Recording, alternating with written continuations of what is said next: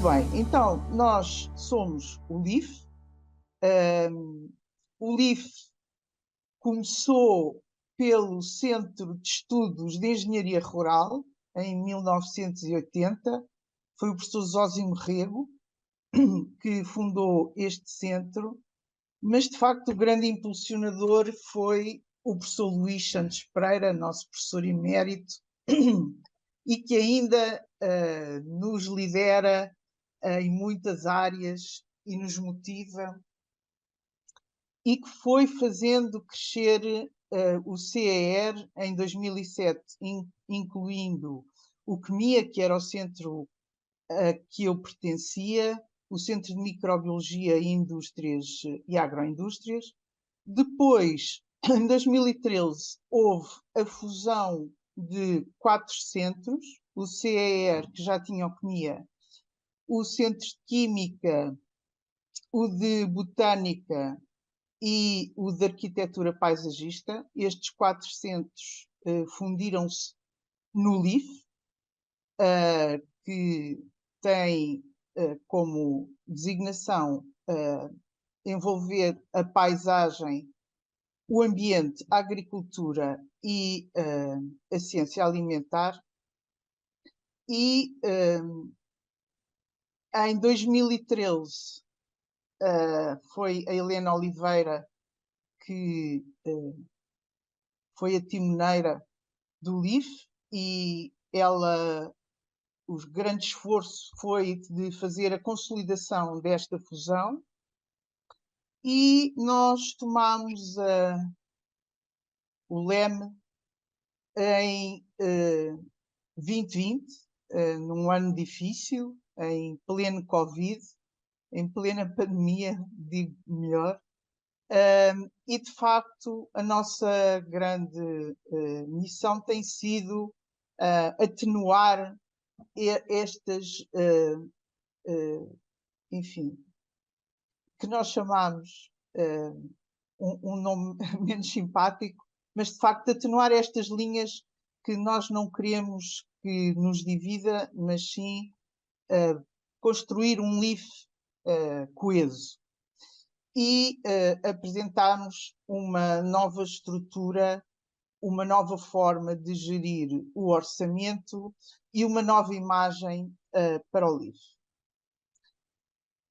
Entretanto, reunimos uma equipa de coordenação, uma equipa aqui, estávamos todos em casa.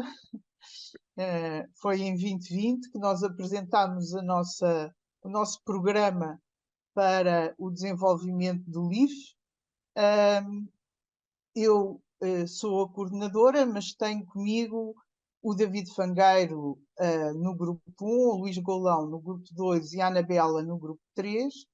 E depois tínhamos o Miguel, a Teresa, o André e a Selma nas linhas temáticas. Esta estrutura ortogonal nós já não usamos, mas ficou esta equipa fantástica de gente nova para coordenar o LIF.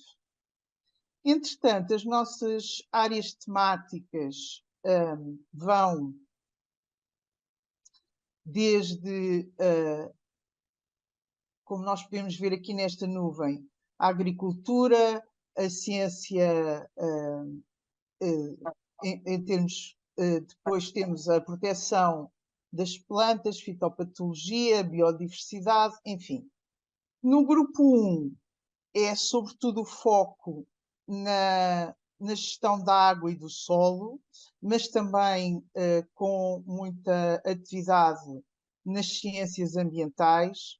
Depois, no grupo 2, temos mais uma vez os recursos genéticos, a proteção das plantas, fitopatologia, biodiversidade e agricultura. Depois, no grupo 3, estamos mais ligados à alimentação, tanto animal como humana, e trabalhamos muito com a indústria, por isso temos aqui a Food Industry com grande relevo, porque de facto nós trabalhamos com muita intensidade com as empresas da indústria alimentar. Functional foods, transformação de alimentos, desenvolvimento de novos produtos, utilização de fontes menos usuais, como saída estratégica para o desenvolvimento de novos produtos alimentares. A nossa matriz cobre toda a cadeia de valor, desde o ordenamento do território e o planeamento da paisagem, passando pela gestão do solo e da água, pelas ciências relativas ao estudo das plantas, dos animais e dos alimentos, no processamento dos alimentos tanto para humanos como para animais, e tudo isto vai alinhando para satisfazer as necessidades da sociedade, tendo como terceira dimensão a bioeconomia, a neutralidade climática e a preocupação em termos da saúde como um todo. É uma aproximação holística que cobre toda a cadeia de valor da produção de alimentos. Obviamente que estamos também muito empenhados em incluir estas ferramentas que têm a ver com o smart e o digital. Concretizando um bocadinho melhor, o grupo 1, que tem a ver com a gestão dos recursos e a arquitetura paisagista, que é liderado pelo David Fangueiro. Nós fazemos uma coordenação de proximidade e por isso temos estes coordenadores para os diferentes grupos. E o principal objetivo deste grupo é melhorar a produção de alimentos usando sistemas agrícolas sustentáveis e promover a gestão da paisagem de uma forma ecorresponsável. Temos aqui 31 membros integrados, 13 colaboradores e 36 estudantes de doutoramento. Eu distingo aqui 3 projetos interessantes porque podem dar pistas de interações. Temos um horizonte europeu, o Mosaic, que tem a ver com usos estratégicos do solo relacionados com as mudanças climáticas e a perda da biodiversidade. Depois temos um projeto do PRR, daqueles mais pequenos, em colaboração com o técnico, que se chama Agroclima e que quantifica os efeitos das medidas ambientais na redução das emissões dos gases com efeito de estufa. Peço desculpa. E depois temos aqui o Wasteless, que também é um horizonte, um Horizon Europe, que, no fundo, pretende, enfim, desenvolver soluções para quantificar o desperdício e limitar a pressão sobre o ambiente, reduzindo esse desperdício. Depois, no grupo 2, temos o Luís Golão, e a ideia é produzir conhecimento científico para suportar a produção agrícola, que assegure uma competitividade e que contribua para a saúde dos ecossistemas e em termos da fitopatologia e da saúde do solo. E aqui também uma chamada de atenção à questão da, que no fundo é a grande missão do Terra, que é a contribuição para as regulamentações e passar esta informação que resulta da atividade científica para os stakeholders,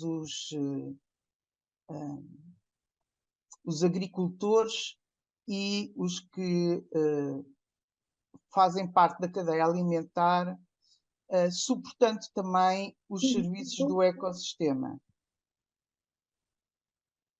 Este grupo tem 41 membros integrados, 31 estudantes de doutoramento, e aqui nós distinguimos o BioGrape Sustain, porque de facto nós temos muita atividade e grande tradição na cadeia de valor da vinha e do vinho, e que faz parte das agendas mobilizadoras do PRR.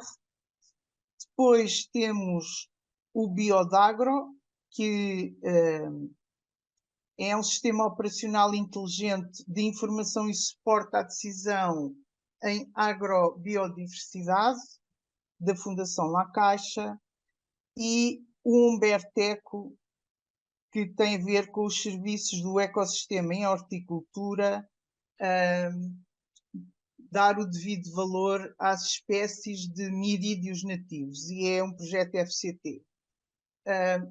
Aqui também nós queremos mostrar a diversidade das fontes de financiamento dos nossos projetos. No grupo 3, que é do Food and Feed, temos a Anabela Raimundo. Eu também pertenço a este grupo e o grande objetivo é fornecermos conhecimento para gerar inovação nos nossos stakeholders, e por isso a grande ligação às empresas e à indústria alimentar. Obviamente que temos sempre presente a questão da bioeconomia e os princípios da sustentabilidade e da acessibilidade do alimento.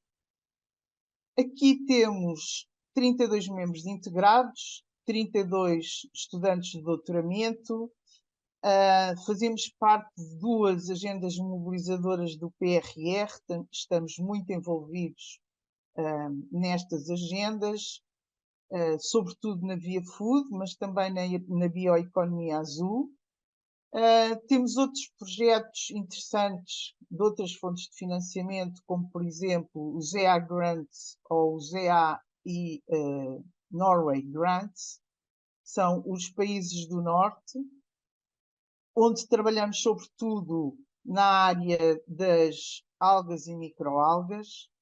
Depois temos aqui os projetos FCT, que eu achei interessantes porque podem apontar para pontes com os outros centros do Terra, como o Ajuan Health, que é a pesquisa de genes de resistência a antibióticos em sistemas alimentares, e um outro que também é na área da saúde, que é o Two Pulse for Cancer, que são bebidas vegetais de termoço e grão como alimento funcional para dominar o cancro coloretal.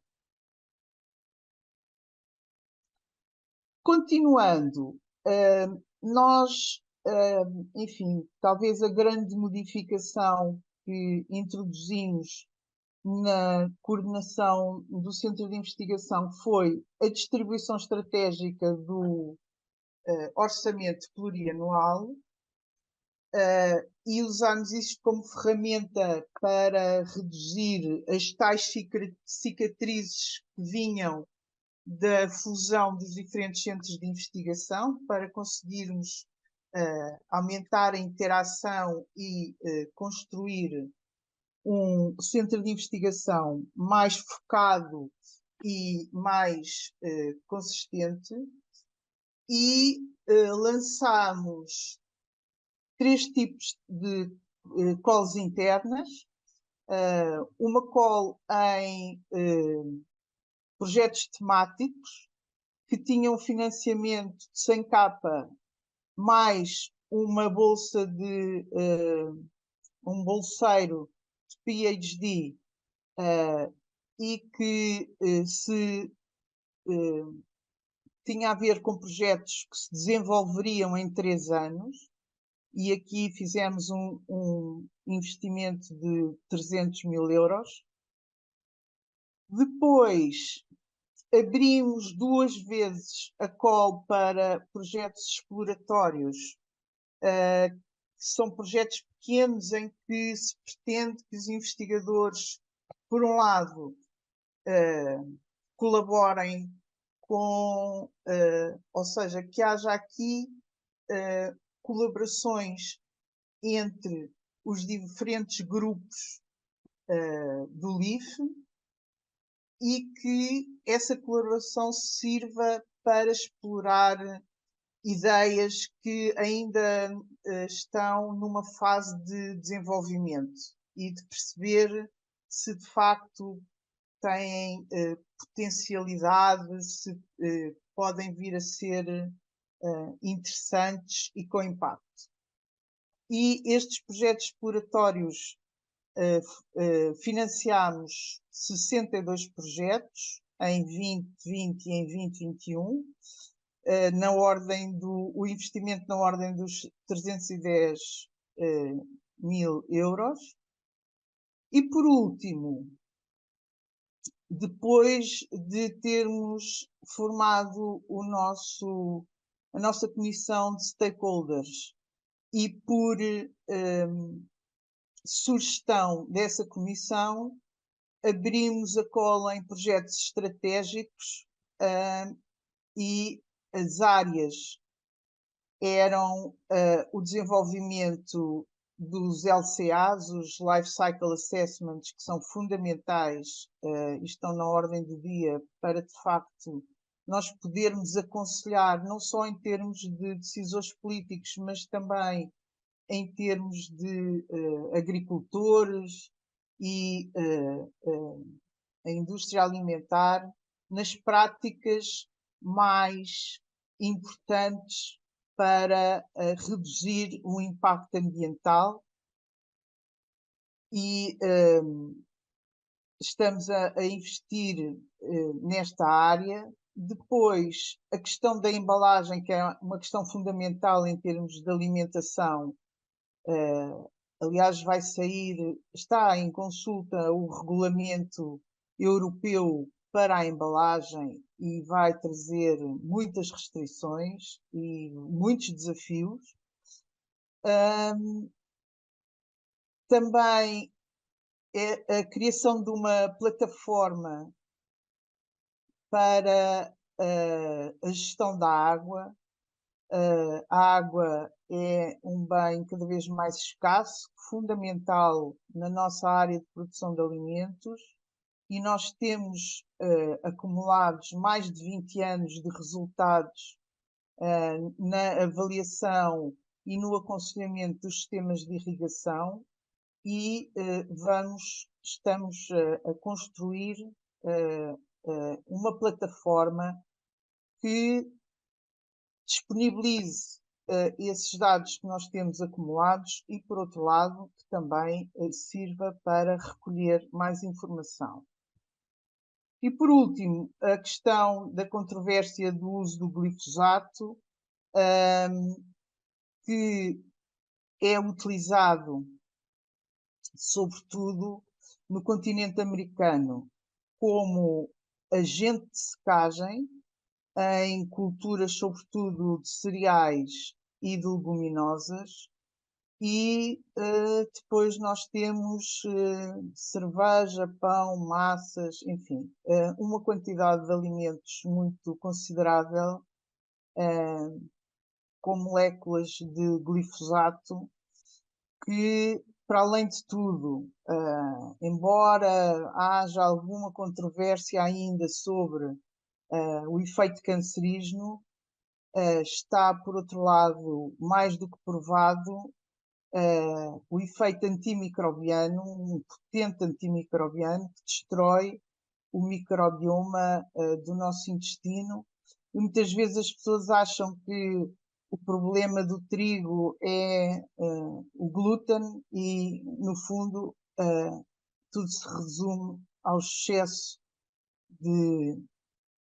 deste químico que é utilizado em práticas culturais que não deveria ser o seu uso e que depois apresenta toxicidade em termos do consumo. Esta estratégia criou uma dinâmica de trabalho no centro de investigação. Nós temos aqui as publicações 2020, 21 e 22. Podemos ver que 2020 e 2021, enfim, foram os anos em que nós estivemos mais em casa e que aproveitámos para pôr em dia as publicações e por isso um grande número. 2022 houve um decréscimo considerável, mas de qualquer forma tivemos um grande investimento em termos de qualidade. Portanto, temos menos publicações, mas uma maior percentagem de publicações no primeiro quartil. Mais de metade das nossas publicações são feitas com colaboração internacional. Em termos de formação avançada, temos aqui um aumento significativo de teses de doutoramento concluídas e também de teses de mestrado. Obviamente que a participação em conferências aumentou imenso, porque 2020 foi o ano em que estivemos todos confinados. E também, no caso dos visitantes, também tínhamos esse efeito do confinamento. O que também se verificou nas atividades de outreach, que aumentaram imenso no último ano. Entretanto, em termos de projetos de investigação, já podemos entrar aqui com o ano de 2023, o ano em que estamos agora. Aumentámos o número de investigadores. Aqui 142 inclui investigadores e colaboradores, portanto, os membros efetivos e os colaboradores, digo melhor. E em termos de projetos de investigação, nós tivemos aqui uma ligeira redução do número de projetos, mas tivemos um aumento significativo em termos de financiamento. Neste momento estamos com um financiamento engraçado, foi uma casualidade, mas até verifiquei as contas. Estamos com 5 milhões de financiamento nacional e 5 milhões de financiamento internacional.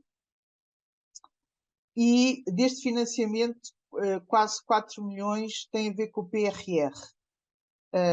Enfim, só lembrar que estes 10 milhões se traduzem em 2 milhões e meio de overheads para o ISA. O CEF tem um número equivalente e isto começa a ser uma fonte muito importante de financiamento da nossa instituição. Colaboramos com mais de 300 instituições, entre empresas, universidades, centros de investigação. Em termos de formação avançada, nós, durante a nossa campanha para a coordenação, fizemos um apelo às pessoas para fazerem um esforço para conseguirem mais estudantes de doutoramento, porque são eles, de facto, aqueles que estão na primeira linha do desenvolvimento dos trabalhos na bancada. E, de facto, neste momento estamos com cerca de 100 alunos de doutoramento, distribuídos por diferentes países, desde a Argélia, a Angola, Brasil, Cabo Verde, China, Colômbia, Estados Unidos, Grécia, enfim, Irão, Jordânia, Moçambique. Doutora, desculpe lá, para deixarmos depois 5 minutos, se ainda vai. Só para saber Já se ainda estou a vai demorar muito. ultrapassar muito isto. Está quase, Sim. ok. Em relação a como é que nós definimos as nossas estratégias, claro que nós estamos preocupados com as transições que estamos presentemente a enfrentar. Temos uma comissão de stakeholders com 7 membros, com pessoas muito experientes e com muito mundo nesta área do setor da produção alimentar. Temos 3 membros da Comissão Científica de Aconselhamento, sobretudo colegas com experiência também na academia, a Universidade de Wageningen, o INRA e a Universidade de Milão. Fazemos parte da paisagem de investigação nacional, somos membros da Portugal Foods, do Collab for Food, do Collab Vines and Wines e, claro, fazemos parte do Laboratório Associado Terra. Em termos de comunicação, disseminação, outreach, etc., fazemos atividades de abertura, dias abertos à população, onde mostramos as nossas descobertas mais recentes. Também estamos nos social media e estamos presentes nos diferentes encontros, congressos, enfim, dias abertos. Rapidamente, e porque me parece que é importante, sobretudo no objetivo da interação, os serviços que nós prestamos à comunidade, nós, neste momento, o ISA é a primeira instituição portuguesa que faz parte da rede europeia dos Living Labs, e isto é muito importante porque nós usamos os Living Labs do ISA, como é óbvio, e temos 100 hectares na nossa tapada que vão desde a Terra Grande até pomares, vinhas, temos uma adega, temos um olival, temos um lagar, temos um herbário, enfim, para além de muitos outros laboratórios com equipamentos diversos, e estamos cada vez mais bem equipados. Estamos a usar o financiamento dos PRR para criar as oficinas de inovação, com linhas piloto de produção de alimentos com processos emergentes, onde vamos conseguir aumentar a nossa interação com as empresas para conseguirmos aumentos de escala, da escala laboratorial para a escala piloto, que é muito importante nestes serviços e nesta interação com as empresas. Temos o Laboratório de Patologia Vegetal Veríssimo de Almeida, que tem uma tradição no apoio às câmaras, no controle, sobretudo, das doenças das árvores. Somos sempre chamados para ir ver a questão como é que andam as árvores nas cidades, não é só aqui em Lisboa. Temos uma coleção de genótipos de plantas de café que é única no mundo e que fornece para os grandes cultivadores de café, as grandes empresas que cultivam o café, porque são resistentes é a equipa do Centro de Investigação da Ferrugem do Café. Temos muita tradição também na área da viticultura e da enologia. Claro que em termos de alimentação também damos grande apoio à comunidade, sobretudo nas análises de textura e de riologia, que também somos únicos. Temos uma fábrica de rações também à escala piloto, e temos uma área onde podemos fazer testes com animais.